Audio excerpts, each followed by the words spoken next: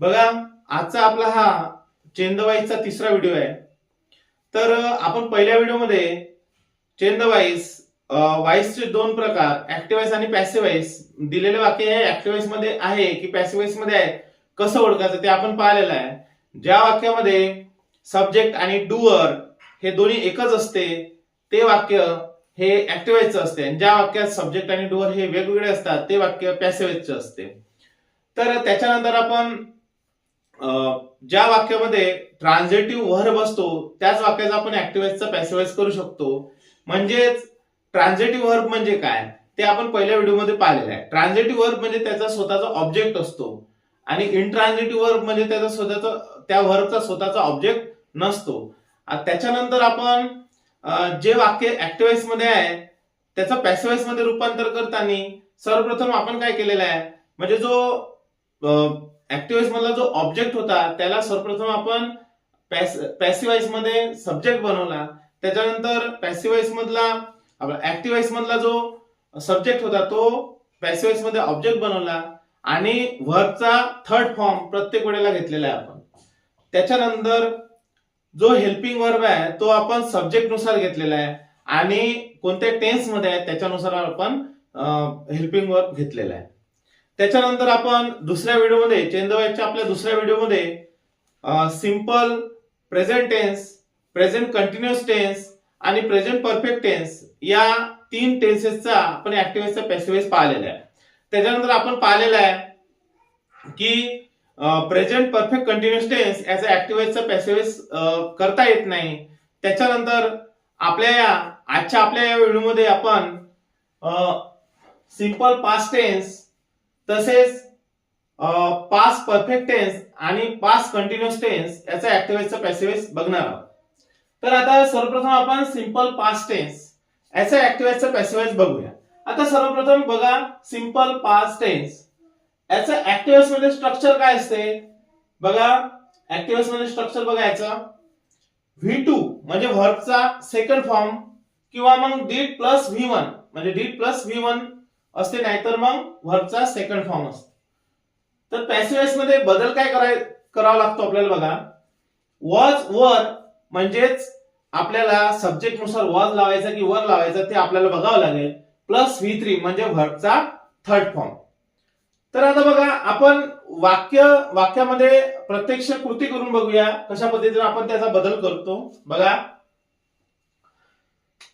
आता बघा हे वाक्य दिलेलं आहे, ही कॉट द बॉल, म्हणजे हे जे वाक्य दिलेलं आहे हे वाक्य सिंपल पास्ट टेन्स मध्ये आहे. आता याचा ऍक्टिव्हाइजचा पॅसिव्हाइज कसा करायचा. सर्वप्रथम आपल्याला माहित आहे हे वाक्य ऍक्टिव्हाइज मध्ये या वाक्यामधला जो ऑब्जेक्ट आहे तो सर्वप्रथम आपण इथे सब्जेक्ट बनवतो त्याला. बघा, ही कॉट द बॉल, हा जो द बॉल हा आहे इथे आपण याला काय केलं, सब्जेक्ट बनवला. त्याच्यानंतर आपल्याला माहित आहे द बॉल हा सिंगुलर आहे. मग आता आपल्याला काय करायचं, वॉज आणि वॉज किंवा वर घ्यायचा आहे. मग आपण आता वॉज आपल्याला माहित आहे वॉज कशासोबत लागत असते, कशासोबत आपण हेल्पिंग वर्ब घेतो, कोणत्या सब्जेक्ट नुसार घेतो. आता बघा, वॉज हा म्हणजे सिंगुलर सब्जेक्ट जर असेल तर आपण वॉज घेतो, आणि बघा वर केव्हा घेतो आपण, जेव्हा प्लुरल सब्जेक्ट असेल किंवा मग यू असेल त्याच्यासोबत आपण वर घेतो. आता लक्ष द्या, द बॉल वॉज, इथे वॉज लागेल. आता व्हर्बचा थर्ड फॉर्म कॉटचा कॉटच. बघा, द बॉल वॉज कॉट, आता इथे बाय लावायचा, बाय. हिचा हिम, हिचा काय होते, हिम. बघा, आता इथे हा सब्जेक्ट होता याचा आपण इथे ऑब्जेक्ट बनवला.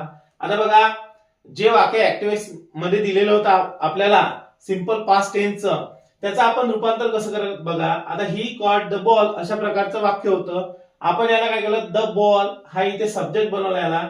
वॉज, आता वॉज आपण कशानुसार घेतला, सब्जेक्ट नुसार घेतला. नंतर कॉट व्हर्बचा थर्ड फॉर्म, बाय हिचा काय झाला, हिम. पुन्हा एक वाक्य आपण बघूया. बघा, दुसरं वाक्य आहे, आय रोट अ लेटर. आता हे वाक्य सुद्धा सिंपल पास्ट टेन्स मध्ये आहे. मग याचा ऍक्टिव्हाइजचा पॅसिव्हाइज कसा करायचा बघूया आपण. आता सर्वप्रथम याच्यातला जो ऑब्जेक्ट आहे याला आपण सब्जेक्ट बनवूया. A letter. आता या अ लेटर नुसार म्हणजे हा या सब्जेक्ट नुसार आपण वॉज घ्यायचा की वर घ्यायचा ते बघूया. आता हा सिंगुलर आहे म्हणजे वॉज घ्यायचा. A letter was. आता याचा थर्ड फॉर्म रोट हा सेकंड, रिटर्न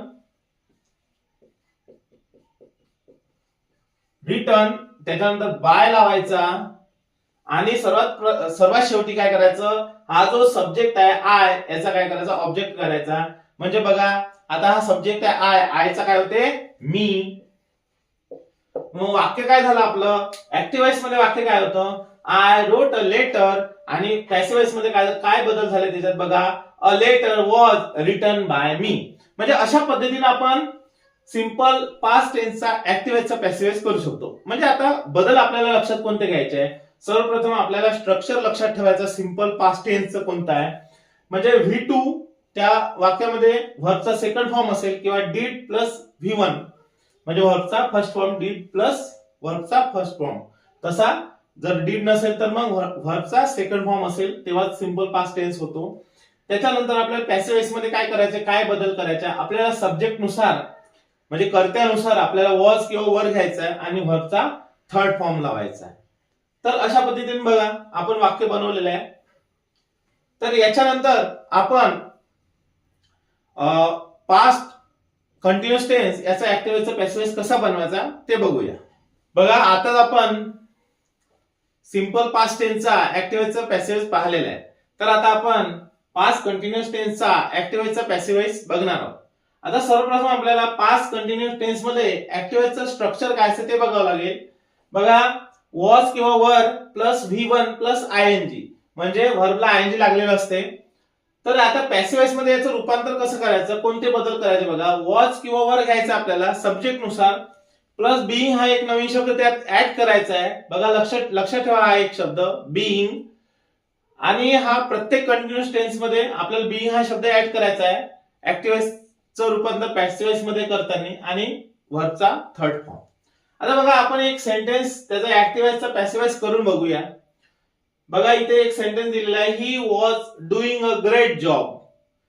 बघा आता हे ऍक्टिव्ह वॉइस मध्ये आहे तर आपल्याला याचा पॅसिव्ह वॉइस करायचा. सर्वप्रथम याचा जो ऑब्जेक्ट आहे तो आपल्याला सब्जेक्ट करूया. बघा a great job, a great job. बघा त्याच्यानंतर या सब्जेक्ट नुसार आपल्याला वॉज किंवा वर घ्यायचा आहे. आता हा इथे अ ग्रेट जॉब म्हणजे सिंगुलर आहे म्हणून वॉज घ्यायचा. नंतर हा एक शब्द ऍड करायचा बीइंग. त्यानंतर जो व्हर्ब आहे त्याचा थर्ड फॉर्म, आता डुईंग म्हणजे डूचा डन. त्याच्यानंतर बाय हा एक शब्द ऍड करायचा आणि हा जो इथे सब्जेक्ट आहे त्याला ऑब्जेक्ट बनवायचं. बघा हिचं काय होते, हिचे रूपांतर हिम मध्ये. बघा अशा पद्धतीने आपलं ऍक्टिव्ह वॉइसचे वाक्य आपण काय केलं, पॅसिव्ह वॉइस मध्ये रूपांतर केलं. बघा he was doing a great job याचं रूपांतर a great job was being, हा एक नवीन शब्द ऍड केला लक्षात ठेवा, डन बाय हिम. पुन्हा एक वाक्य बघूया, शी वॉज रीडिंग अ बुक. आता याच्यातलं काय करायचं, सर्वात प्रथम हा जो ऑब्जेक्ट आहे याला तुम्ही सब्जेक्ट बनवा, अ बुक. आता याच्यानुसार आपल्याला वॉज किंवा वर घ्यावं लागेल. आता सिंगुलर आहे म्हणून वॉजच घ्यायचा. अ बुक वॉज एक नवीन शब्द ऍड करायचा, तुम्हाला सांगितलेला बीइंग. बघा अ बुक वॉज बीइंग, व्हर्बचा थर्ड फॉर्म. आता बघा रीडिंग म्हणजे रीड, याचा थर्ड फॉर्म स्पेलिंग तेच आहे पण याचा उच्चार read. A book was being read by. आता शी हा इथे शी हा सब्जेक्ट आहे त्याचा आपण ऑब्जेक्ट बनवूया. शीचे रूपांतर कशामध्ये होईल, हर मध्ये. आता पूर्ण वाक्य कसं झालेलं बघा, she was reading a book याचं रूपांतर कसं झालेलं आहे, a book was being read by her. म्हणजे अशा पद्धतीने आपण काय करू शकतो, पास्ट कंटिन्युअस टेन्सचा ऍक्टिव्ह व्हॉइसचं पॅसिव्ह व्हॉइस मध्ये रूपांतर करू शकतो. म्हणजे सर्वप्रथम बघा, सर्वप्रथम आपल्याला स्ट्रक्चर बघायचं आहे. दिलेलं वाक्य हे पास्ट कंटिन्युअस टेन्स मध्ये आहे का, म्हणजे याचं स्ट्रक्चर कसं आहे, वॉज किंवा वर सब्जेक्ट नुसार प्लस व्ही म्हणजे व्हर्बला आयएनजी लागलेलं असते. त्याच्यात बदल काय करायचा आपल्याला, ऍक्टिव्ह चे वाक्य पॅसिव्ह व्हॉइस मध्ये रूपांतर करताना वॉज किंवा वर घ्यायचं आहे सब्जेक्ट नुसार, प्लस बीइंग हा एक नवीन शब्द त्यात ऍड करायचा आहे, प्लस व्हर्बचा थर्ड फॉर्म. आपण काही उदाहरणं पाहिलेलं आहे. He was doing a great job. आता इथे हा ऑब्जेक्ट आहे, इथे आपण याला सब्जेक्ट बनवलं अ ग्रेट जॉब. याच्यानुसार आपण वॉज किंवा वर घ्यायचं आपल्याला, सिंग्युलर असल्यामुळे वॉज घेतला. बीइंग हा एक नवीन शब्द ऍड केला बघा. त्याच्यानंतर डुईंग म्हणजे इथे व्हर्ब आहे, याचा डूचा थर्ड फॉर्म बघा, व्हर्बचा डन, आणि बाय नंतर हिचा काय, हिचं रूपांतर कशामध्ये झालं, हिम मध्ये. पुन्हा एक वाक्य बघूया आपण, she was reading a book. A book हा जो इथे ऑब्जेक्ट होता याला सब्जेक्ट केला आपण, अ बुक वॉज बीइंग हा एक नवीन शब्द इथे ऍड केला, रेड बाय शीचे रूपांतर कशामध्ये झाले, हर मध्ये. तर अशा पद्धतीने आपण पास्ट कंटिन्युअस टेन्सचा ऍक्टिव्ह व्हॉइसचा पॅसिव्ह व्हॉइस करू शकतो.